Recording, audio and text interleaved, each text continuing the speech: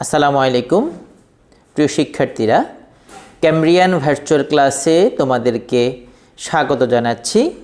আমি মোহাম্মদ আরিফুর রহমান। এর আগে দুটি ক্লাসে আমি তোমাদেরকে একাদশ ও দ্বাদশ শ্রেণীর উদ্ভিদ বিজ্ঞান এর যে দ্বিতীয় অধ্যায়টি কোষ বিভাজন, সেই অধ্যায়ের প্রথম কিছু অংশ পড়িয়েছিলাম, যার মধ্যে কোষ বিভাজন, কোষ চক্র এবং মাইটোসিস আমরা বিস্তারিত পড়িয়েছিলাম। আজকে আমরা আরেকটি নতুন টপিকে আসব। তো আমরা আজকে যে টপিকটি আছে তার সাথে রিলেটেড কিছু ক্লু তোমাদেরকে দেখাচ্ছি। খেয়াল করো, এখানে একটি কোষ থেকে প্রথমে দুটি কোষ এবং ফাইনালি চারটি কোষ হয়েছে।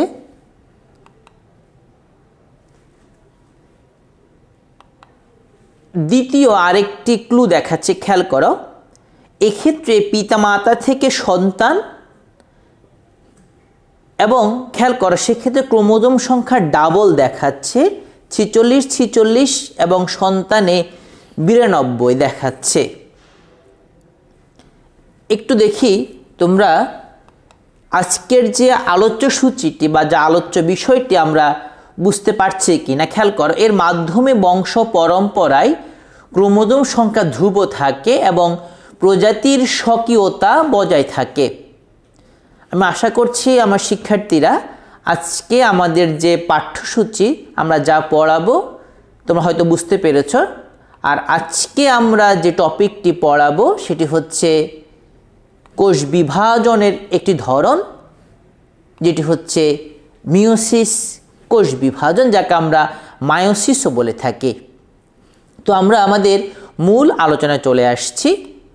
প্রথমে প্রশ্ন আসছে, যেহেতু আমরা মায়োসিস কোষ বিভাজন পড়াবো, এই পাঠ শেষে আমরা কি কি জানতে পারবো বা কোন বিষয়গুলো শিখতে পারবো। প্রথমত, এই পাঠ শেষে আমরা মিওসিস কোষ বিভাজন কি সে বিষয়টা জানতে পারবো। মিওসিস কোষ বিভাজনে একটি কোষ থেকে চারটি কোষ হয়, কিন্তু প্রত্যেক কোষের ক্রোমোজোম সংখ্যা কেন অর্ধেক হ্রাস পায় তা জানতে পারবো। এবং মাইটোসিস এবং মায়োসিস, অর্থাৎ মাইটোসিস এবং মিওসিস বিভাজনের মধ্যে আমরা কি পার্থক্য রয়েছে সে বিষয়টি বলতে পারবো। তো আমরা প্রথমে চলে আসছি মিওসিস কোষ বিভাজন কি। খেয়াল করো, যদি আমরা এই চিত্রের দিকে খেয়াল করি, দেখো এখানে দেখা যাচ্ছে একটি মাতৃকোষ থেকে, দেখো একটি মাতৃকোষ থেকে মোট চারটি কোষ সৃষ্টি হয়েছে, অর্থাৎ একটি মাতৃকোষ থেকে চারটি অপত্য কোষ হয়েছে। সুতরাং যদি এই অংশ থেকে আমরা বলতে চাই মিওসিস কি, তখন আমরা এভাবে বলতে পারি, যে প্রক্রিয়ায় একটি মাতৃকোষ বিভাজিত হয়ে চারটি নতুন কোষ সৃষ্টি করে বা চারটি অপত্য কোষ সৃষ্টি করে তাকে মিওসিস কোষ বিভাজন বলে।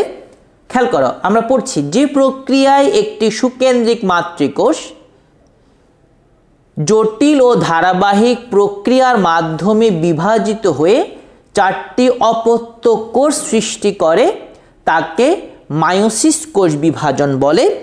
আর জটিল ও ধারাবাহিক কেন বলা হয় এই অংশটি আমরা মাইটোসিস কোষ বিভাজনে আলোচনা করেছিলাম। আবার মায়োসিসের ক্ষেত্রেও কেন জটিল এবং ধারাবাহিক বলা হয় এই বিষয়গুলো আমরা ইনশাল্লাহ যখন পড়াতে থাকবে এই অংশটি কন্টিনিউ, দেন আমরা এই বিষয়গুলো আলোচনা করব। সুতরাং এখন এই অংশ থেকে আমরা যে বিষয়টি বুঝতে পারছি, মায়োসিস অর মিওসিস হচ্ছে সেই প্রক্রিয়াটি যে প্রক্রিয়ার মাধ্যমে একটি মাতৃকোষ থেকে চারটি অপত্য কোষ সৃষ্টি হয়।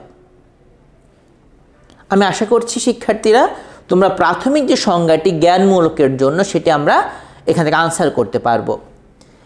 এখন খেয়াল করো, তোমরা এই বিষয়টা আগে পড়েছিলে, যেহেতু মায়োসিসের মাধ্যমে একটি কোষ থেকে চারটি কোষ হয়, এবং এটাও তোমরা জেনেছিলে এই প্রক্রিয়ায় মায়োসিসের মাধ্যমে একটি কোষ থেকে যে 4টি কোষ তৈরি হয়, সেই 4টি কোষের ক্রোমোসোম সংখ্যা থাকে মাতৃকোষে ক্রোমোসোম সংখ্যার অর্ধেক। মানে হচ্ছে যদি এমনটি হয়, যদি মাতৃকোষে ক্রোমোসোম সংখ্যা থাকে 2n, তাহলে অপত্য যে 4টি কোষ হবে প্রত্যেকটির মধ্যে ক্রোমোসোম সংখ্যা হবে n।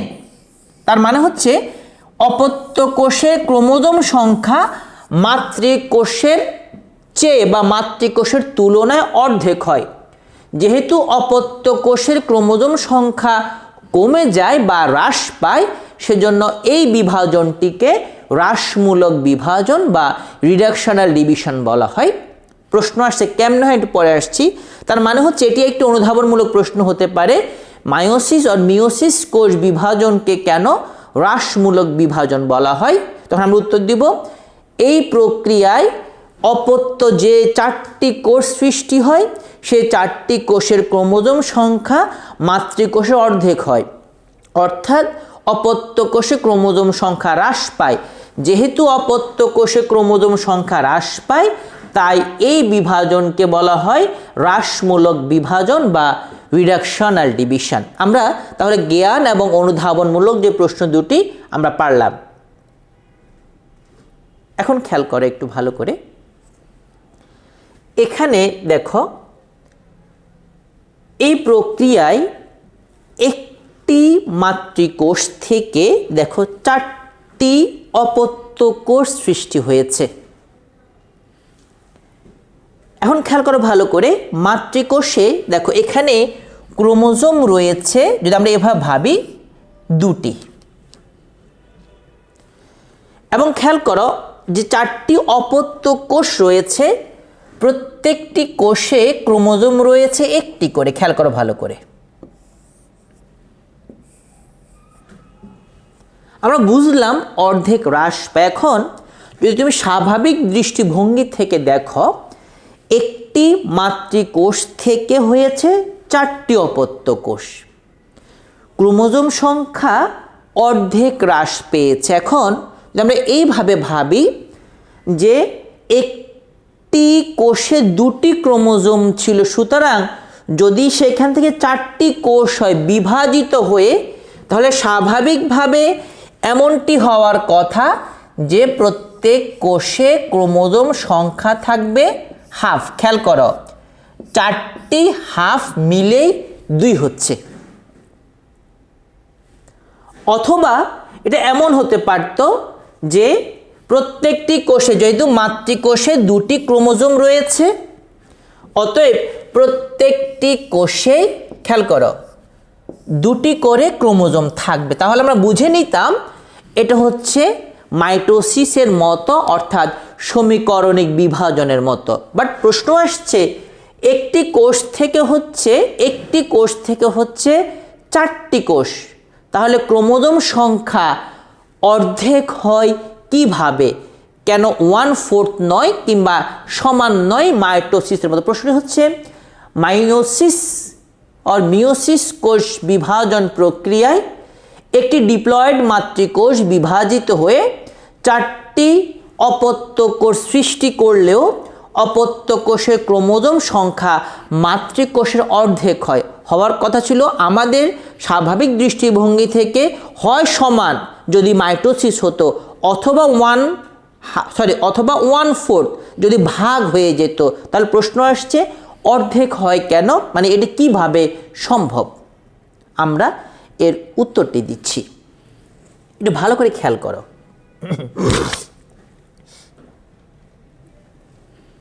দেখো, যদি আমরা এভাবে ভাবি, এটি মাতৃকোষ, এই মাতৃকোষটি এখন বিভাজনের জন্য তৈরি। যদি আমি লালকে এবং নীলকে দুটিকে এক একটি ক্রোমোসোম বা লালকে n বা নীলকেও n ভাবি, তাহলে খেয়াল করো এখানে ক্রোমোসোম সংখ্যা হচ্ছে 2n।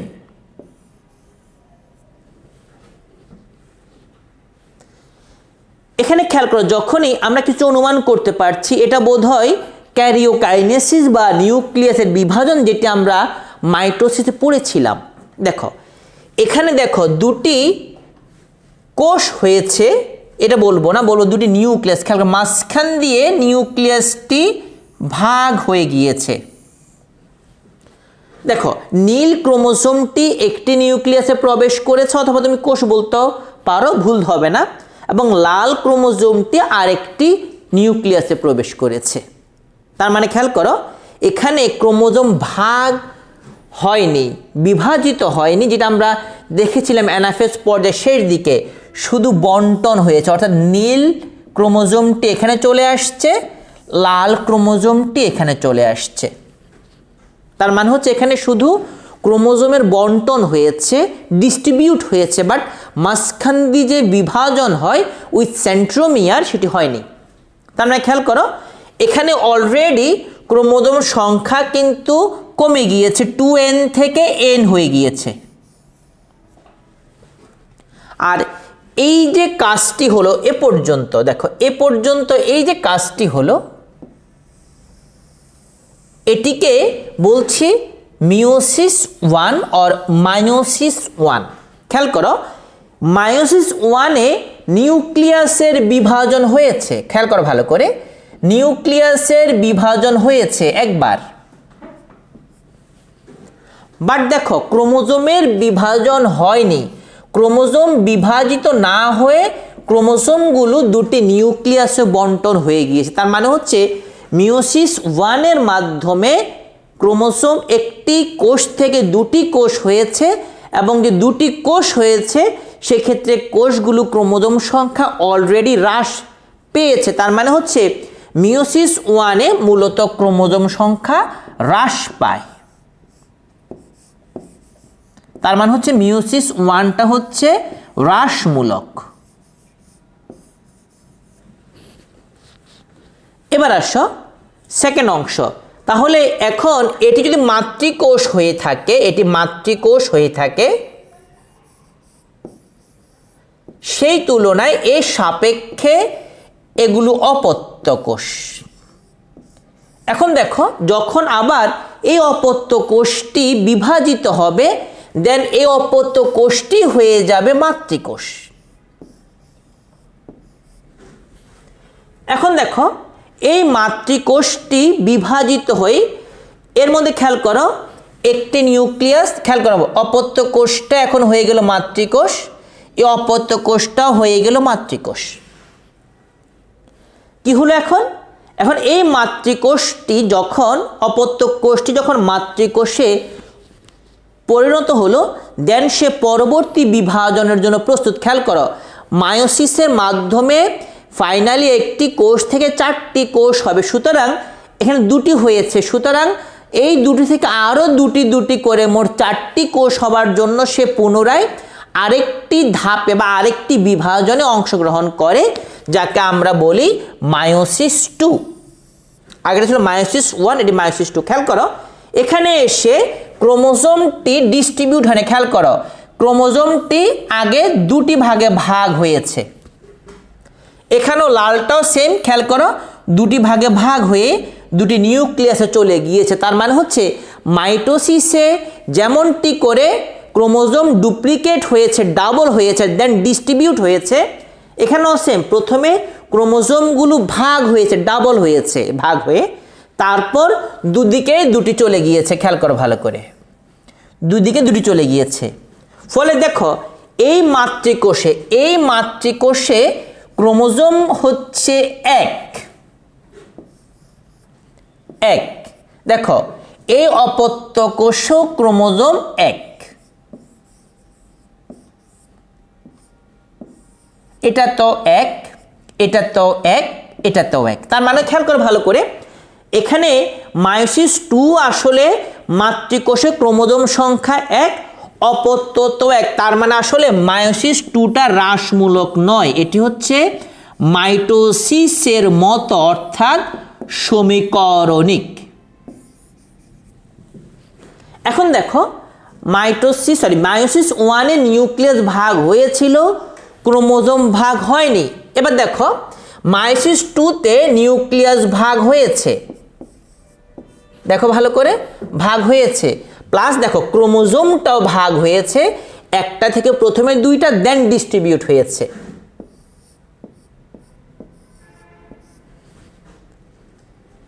তার মানে হচ্ছে মায়োসিস 1-এ ক্রোমোজোম শুধুই মানে ডিস্ট্রিবিউট হয়, বাট মায়োসিস 2-তে প্রথমে ভাগ হয় তারপর ডিস্ট্রিবিউট। এখন খেয়াল করো, টোটাল যদি আমরা ভাবি, দেখো টোটাল নিউক্লিয়াস ভাগ হয়েছে দুবার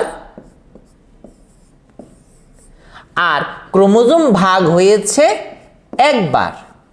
তাহলে যেহেতু এক্ষেত্রে ক্রোমোজোমের ভাগ হয় একবার, নিউক্লিয়াসের ভাগ হয় দুবার, তাই অপত্য কোষের ক্রোমোজোম সংখ্যা মাতৃকোষের ক্রোমোজোম সংখ্যার অর্ধেক হয়। তাহলে আমরা কি পেলাম? মূলত হ্রাসমূলক বলতে মিওসিস 1-কে বোঝায়, আর মিওসিস 2-তে আসলে ক্রোমোজোম সংখ্যা হ্রাস পায় না, ক্রোমোজোম সংখ্যা সমান থাকে, জন্য মিওসিস 2টা আসলে মূলত মাইটোসিস কোষ বিভাজনের মতোই। তাহলে আমি আশা করছি কিভাবে দুটি বা 2n থেকে n ক্রোমোজোম হয়, বাট ক্রোমোজোম n হলো কোষের সংখ্যা কিভাবে 4টি হয়। শিক্ষার্থী তোমরা তা বুঝতে পেরেছো আশা করছি। এবার আমরা উত্তরটা একটু পড়ি। মায়োসিস একটি অবিচ্ছিন্ন ধারাবাহিক প্রক্রিয়া। মায়োসিস প্রক্রিয়া একটি কোষ পরপর দুবার বিভাজিত হয়। কোষ ক্রোমোসোম ও নিউক্লিয়াসের বিভক্তির উপর ভিত্তি করে মায়োসিসকে প্রধান দুটি পর্বে ভাগ করা হয়েছে। এটি হচ্ছে মায়োসিস 1, অন্যটি হচ্ছে মায়োসিস 2। খেয়াল করো, মায়োসিস 1 যেটি, সেখানে দেখা যায় মায়োসিসকে প্রধান যে দুটি পর্বে ভাগ করা হয়, তার মাঝে মায়োসিস 1-এর শেষে যে দুটি অপত্য কোষ সৃষ্টি হয়, সেখানে ক্রোমোজোম সংখ্যা হ্রাস পায়।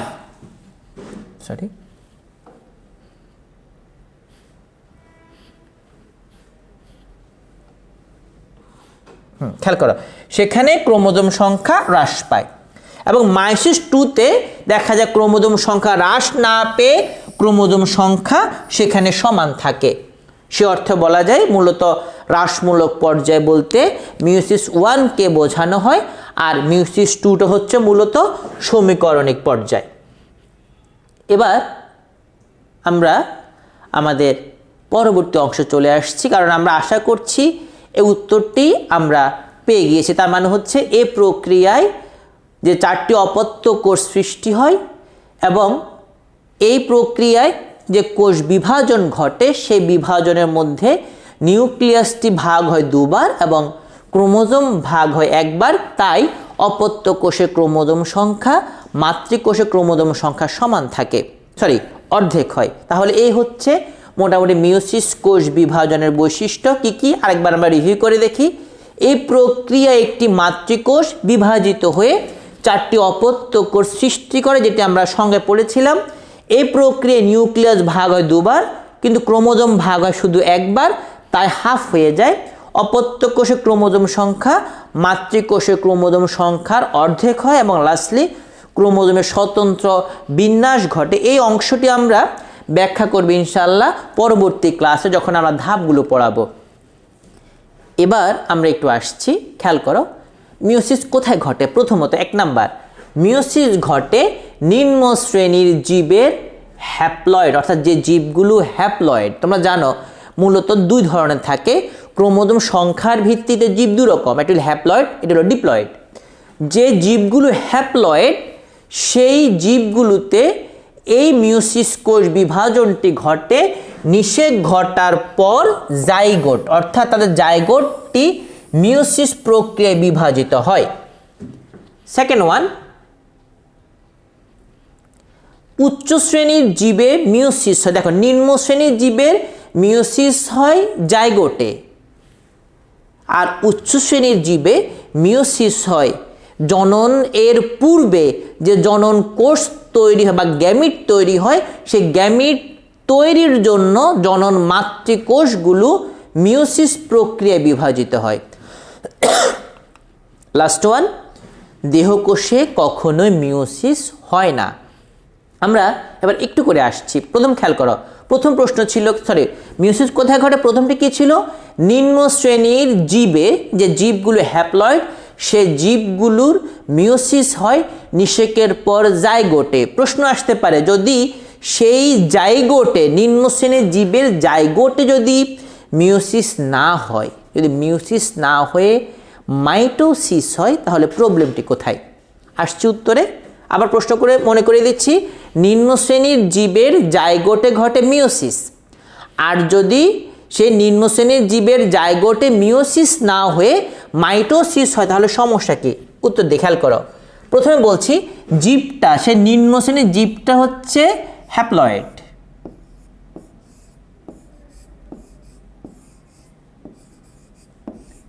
তাহলে খেয়াল করো, হ্যাপ্লয়েড মানে হচ্ছে সে বহন করছে এন সংখ্যক ক্রোমোজোম বহন করছে। তার মানে হচ্ছে বংশ পরম্পরায় ক্রোমোজোম সংখ্যাটা ধ্রুব থাকতে হবে। যদি ধ্রুব না থাকে, অর্থাৎ মায়ের মধ্যে যদি 20টি ক্রোমোজোম হয়, খেয়াল করো 20টি ক্রোমোজোম হয়, তাহলে নতুন যে সন্তান হবে প্রথম বংশধর, তার মধ্যেও সেই 20টি থাকবে, দ্বিতীয় বংশধরও 20টি থাকবে, তৃতীয় বংশধর 20টি থাকবে, মানে বংশ পরম্পরায় ক্রোমোজোম সংখ্যাটা সমান থাকতে হবে। এখন ভাবো, যেহেতু হ্যাপ্লয়েড, আর যেভাবে হোক না যেভাবেই হোক না কেন, যদি যৌন জনন ঘটে,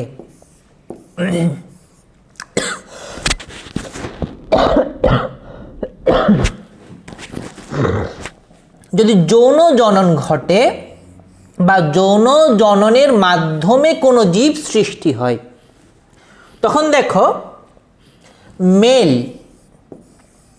বা বাবা থেকে এবং মা থেকে জনন কোষ আসবে, তারা মিলিত হবে এবং নতুন বংশ সৃষ্টি করবে। এখন দেখো, বাবার ক্রোমোজোম এন, মায়ের ক্রোমোজোম এন, সন্তান হবে, যেহেতু নিষেক হবে, সুতরাং সন্তানটি হবে 2n, সরি সন্তান বলবো না আমরা, জাইগোটটি হবে 2n। কারণ জাইগোট হবে কিভাবে? শুক্রাণুর নিউক্লিয়াস এবং ডিম্বাণুর নিউক্লিয়াসের মিলন এর ফলে নিষেক ঘটে, আর নিষেকের পরেই তৈরি হয় জাইগোট। তার মানে হচ্ছে 2n সংখ্যক ক্রোমোসোম ধারণ করছে জাইগোট। এখন দেখো, অরিজিনালি সে কিন্তু আসলে ডিপ্লয়েড না, অরিজিনালি সে কিন্তু হ্যাপ্লয়েড। খেয়াল করো, সে কিন্তু হ্যাপ্লয়েড। সুতরাং মা বাবা যদি হ্যাপ্লয়েড হয়, জাইগোট হয়ে গেছে ডিপ্লয়েড, সুতরাং এই জাইগোট যদি এখন মাইটোসিস প্রক্রিয়ায় বিভাজিত, ভাবো যে এই জাইগোটটা মাইটোসিসের মাধ্যমে নতুন বংশ তৈরি করে, তাহলে নতুন বংশ হয়ে যাবে কি? ডিপ্লয়েড। বাট মা বাবা হচ্ছে কি? মা বাবা হচ্ছে হ্যাপ্লয়েড, সন্তান হয়ে গেল ডিপ্লয়েড যদি জাইগোটে মাইটোসিসের মাধ্যমে নতুন বংশ তৈরি। সুতরাং বলছে, এক্ষেত্রে যদি জাইগোট মাইটোসিস প্রক্রিয়ায় বিভাজিত হয়, তাহলে মা এবং সন্তান, অর্থাৎ বংশ পরম্পরায় ক্রোমোজোম সংখ্যার যে ধ্রুবতা, যে নির্দিষ্ট সংখ্যা, সে সংখ্যাটা নষ্ট হয়ে যাবে। সুতরাং এই জীবের জাইগোট কখনোই মাইটোসিস প্রক্রিয়ায় বিভাজিত হবে না, সে মিওসিসের মাধ্যমে সে জাইগোটটা আবার হয়ে যাবে এন, মিওসিসের মাধ্যমে। আর যখনই মিওসিসের মাধ্যমে জাইগোটটা এন হয়ে যাবে, তখন সে আবার তার পিতামাতার ক্রোমোজোম সংখ্যার সমপরিমাণ ক্রোমোজোম বহন করছে, অর্থাৎ ক্রোমোজোম সংখ্যার ধ্রুব রয়েছে। সুতরাং যদি ক্রোমোজোম সংখ্যা ধ্রুব থাকতে হয় নিম্ন শ্রেণীর জীবে, সেক্ষেত্রে অবশ্যই জাইগোটটা বিভাজিত হবে মায়োসিস প্রক্রিয়ায়। আমি আশা করছি শিক্ষার্থীরা তোমরা উত্তরটা পেয়েছ। এবার আসছে আমরা আমাদের পরবর্তীতে, উচ্চ শ্রেণীর জীবে মিওসিস হয় নিষেকের পূর্বে জনন মাতৃকোষ থেকে জনন কোষ সৃষ্টির সময়। তাহলে প্রশ্ন আসছে, একইভাবে যদি জনন মাতৃকোষ থেকে জনন কোষ সৃষ্টির সময় মিওসিস না হয়ে মাইটোসিস হতো, খেয়াল করে, যদি মিওসিস না হয়ে মাইটোসিস হতো, তাহলে কি সমস্যা হতো? উত্তরে আসছে আমরা, খেয়াল করো। তার আগে একটু মনে করিয়ে দিই তোমাদেরকে, জনন মাতৃকোষ যেগুলো, খেয়াল করো, জনন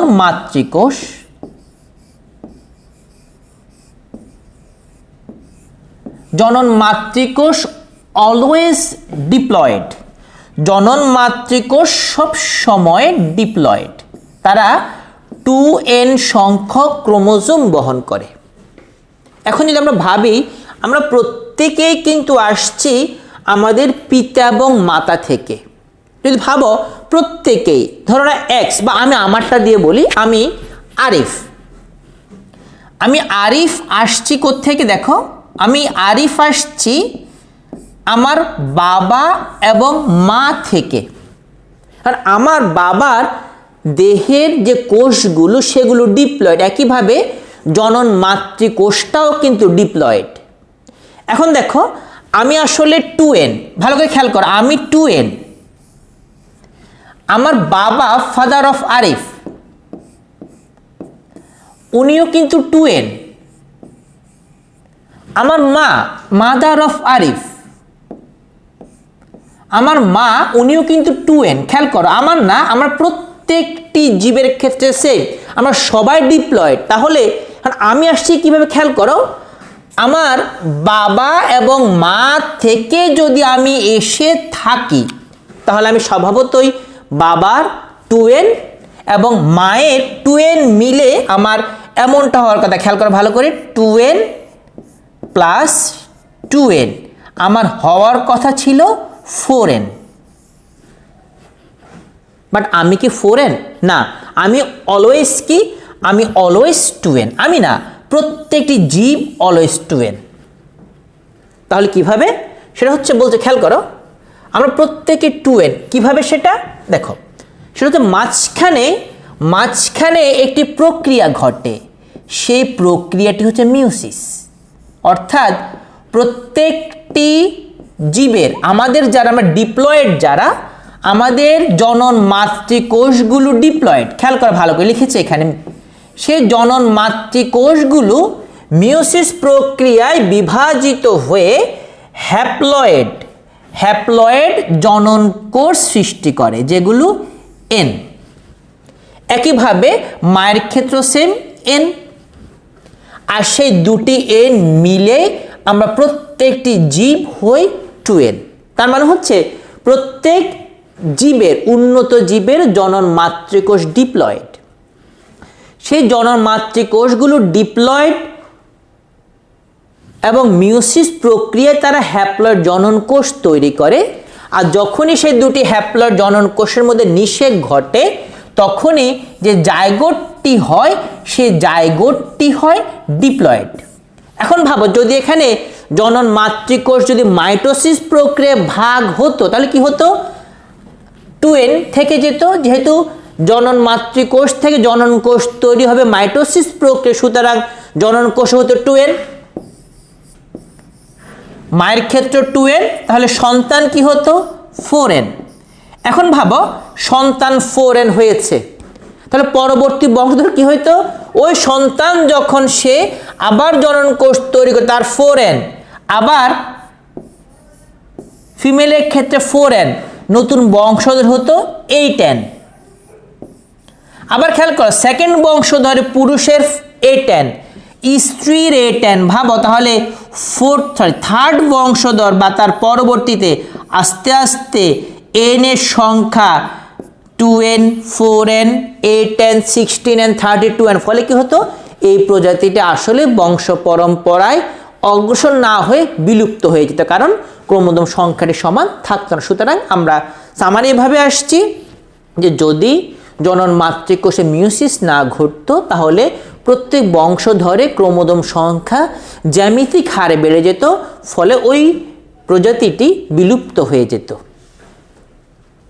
এবার লাস্ট ওয়ান, যে আমরা পড়েছিলাম যে মিওসিস কখনোই হয় না দেহকোষে। খেয়াল করো, প্রশ্ন আসছে কেন হয় না মিওসিস দেহকোষে, কেন হয় না? উত্তরটি খেয়াল করো ভালো করে। এখন ধরে নাও সে হ্যাপ্লয়েড,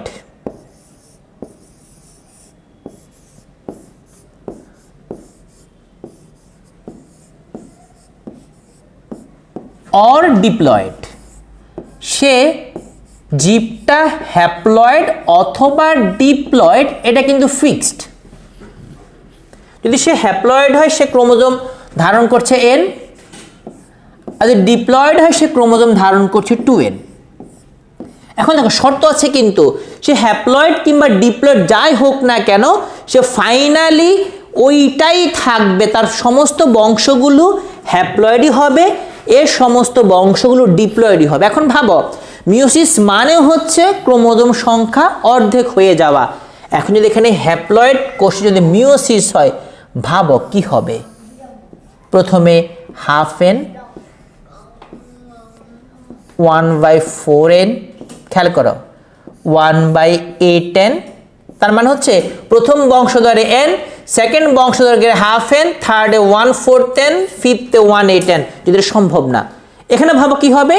ডিপ্লয়েড যদি মিওসিস হয় দেন কি হবে, প্রথমে n, তারপরে যা হবে তা হবে হাফ এন 1/4n। খেয়াল করো, তার মানে হচ্ছে যদি দেহকোষ মিওসিস প্রক্রিয়ায় বিভাজিত হয় তাহলে আবার একইভাবে ক্রোমোজোম সংখ্যা, যেমন কি জনন মাতৃকোষে মাইটোসিসের ডুপ্লিকেট ডাবল ডাবল ডাবল হয়, এখানে half half half half half হতেই থাকবে। সুতরাং এতে করেও প্রজাতিটি বিলুপ্ত হয়ে যাবে। সুতরাং বলছে এই জন্য দেহকোষ কখনোই মিওসিস প্রক্রিয়ায় বিভাজিত হয় না, এটি অলওয়েজ হবে মাইটোসিস, যার কারণে প্রত্যেকটি বংশ পরম্পরায় দেহকোষে ক্রোমোজোম সংখ্যাটি সমান থাকবে। তো প্রিয় শিক্ষার্থীরা, আমরা একটু এতটুকু জানি মিওসিস দুটি ধাপে ঘটে, এটা হচ্ছে মিওসিস 1 এবং মিওসিস 2। মিওসিস 1টা মূলত হ্রাসমূলক আর মিওসিস 2 হচ্ছে আসলে সমীকরণিক।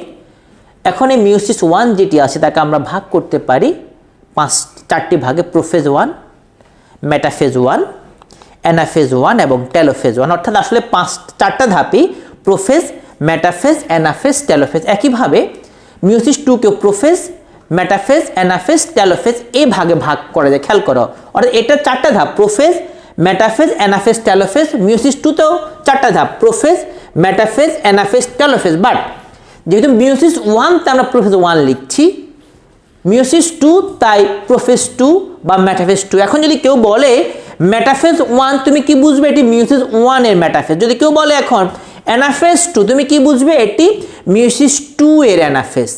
এখন দেখা যায় এই ভাগে ভাগ করা যায় এবং প্রোফেজ 1 হচ্ছে সবচেয়ে দীর্ঘ এবং এখানে অনেকগুলো চারিত্রিক বৈশিষ্ট্যের বিনিময় ঘটে। এটা আমরা ইনশাল্লাহ তোমাদেরকে পরবর্তী ক্লাসে পড়াবো। বলা হয় এই প্রোফেজটি সবচেয়ে দীর্ঘ একটি পর্যায়, যার কারণে প্রোফেজটিকে আবার 5টি উপপর্যায়ে ভাগ করা যায়। কি কি? ল্যাপ্টোটিন, জাইগোটিন, প্যাকাইটিন, ডিপ্লোটিন এবং সবার শেষে রয়েছে ডায়াকাইনেসিস। এবং এই ধাপগুলি ইনশাল্লাহ আমরা পরবর্তী ক্লাসে আলোচনা করব। তো আজকে আমরা যা পড়ালাম তার মাঝখান থেকে আমরা কিছু জ্ঞান এবং অনুধাবনমূলক প্রশ্ন দেখি পারি কিনা। মিওসিস কোষ বিভাজনকে আমরা পারি, হ্রাসমূলক বিভাজনকে আমরা পারি, ইন্টারকাইনেসিস কি এটা একটু বলে দিই। সেটা হচ্ছে মিওসিসের দুটি যে বিভাজন ঘটে তার মধ্যে দুটি পরপর নিউক্লিয়াসের বিভাজনকে, অর্থাৎ মিওসিস 1 এর নিউক্লিয়াসের বিভাজন এবং মিওসিস 2 এর নিউক্লিয়াসের বিভাজন, এর মধ্যবর্তী সময়টিকে বলা হয় ইন্টারকাইনেসিস। মিওসিস কোষ বিভাজনকে কেন হ্রাসমূলক বিভাজন বলে এটা আমরা পারি। মাইটোসিস এবং মিওসিসের পার্থক্য আমরা লিখতে পারবো। যদি তোমরা লেকচারটা খেয়াল করো মাইটোসিস এবং মিওসিসের, দেন আমরা এগুলো পারবো এবং আমরা আরেকটা ক্লাসে এই পাঠ্যগুলো ইনশাল্লাহ পৃথকভাবে পড়াবো। তারপরেও যদি তোমরা গত লেকচার মাইটোসিস কোষ বিভাজনের লেকচার এবং আজকে লেকচারটি শুনো কম্পারেটিভভাবে, তাহলে তোমরা এই পাঠ্যগুলো লিখতে পারবে এবং আমি চাইবো তোমরা সেগুলো খাতায় নোট করে রাখবে। এবং মায়োসিস কোষ বিভাজন জীবের জন্য কেন গুরুত্বপূর্ণ, আমরা যে অংশগুলো পড়লাম 3টা অংশে আমরা সেটা লিখতে পারবো আশা করছি। এবং মিওসিস কোষ বিভাজন বৈশিষ্ট্য আমরা পড়েছি একটু আগে, আমরা পারবো। ইন্টারফেজ এবং ইন্টারকাইনেসিস পার্থক্যটা পারবো, কারণ ইন্টারফেজ হচ্ছে মাইটোসিস কোষ বিভাজনের যে প্রস্তুতি সময়কাল, আর ইন্টারকাইনেসিস হচ্ছে মিওসিস 1 এবং মিওসিস 2 যে নিউক্লিয়াসের বিভাজন তার মধ্যবর্তী সময়কালটি। তো প্রিয় শিক্ষার্থীরা, আমরা শিক্ষণ ফলে যা দেখেছিলাম দেখি পারি কিনা। এখন মায়োসিস কি 1 কি আমরা পারি, এটা হ্রাসমূলক। ইন্টারকাইনেসিস কি, এটাও আমরা পারি। ক্রসিং ওভার এটা আমরা পড়াইনি, এটা পাও না রইলে তোমরা প্রশ্নটি ক্রসিং ওভারকে আমরা পড়াবো ইনশাআল্লাহ পরবর্তী ক্লাস। এটা আমরা শিক্ষণ ছিল না, বাট ভুলক্রমে চলে আসছে। সিস্টার এবং নন সিস্টার ক্রোমাটিড কি, আমরা যে প্রশ্নগুলো লিখছি এগুলো খেয়াল রাখবে, সবগুলো এখানে পাইনি, আমরা পরবর্তী ক্লাসে ইনশাআল্লাহ এগুলো পাবো। মায়োসিস কোষ বিভাজনকে কেন হ্রাসমূলক বিভাজন বলা হয়, এটা আমরা পারি। মায়োসিস কোষ বিভাজনের সাথে সমীকরণিক বিভাজনের পার্থক্যটা আমরা পারবো ইনশাআল্লাহ। এই দুটি কোশ্চেন আমরা পাইনি, ক্রসিং ওভার কি এবং সিস্টার এবং নন সিস্টার ক্রোমাটিড কি, আমরা এই দুটি কোশ্চেন ইনশাআল্লাহ পরবর্তী ক্লাসে অবশ্যই পাবো। তো প্রিয় শিক্ষার্থীরা,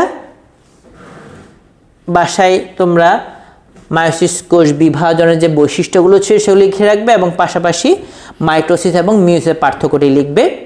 তো আজকে যা পড়ালাম আশা করছি আমরা বুঝতে পেরেছি। আবার দেখা হবে ইনশাআল্লাহ। সে পর্যন্ত ভালো থেকো। আসসালামু আলাইকুম।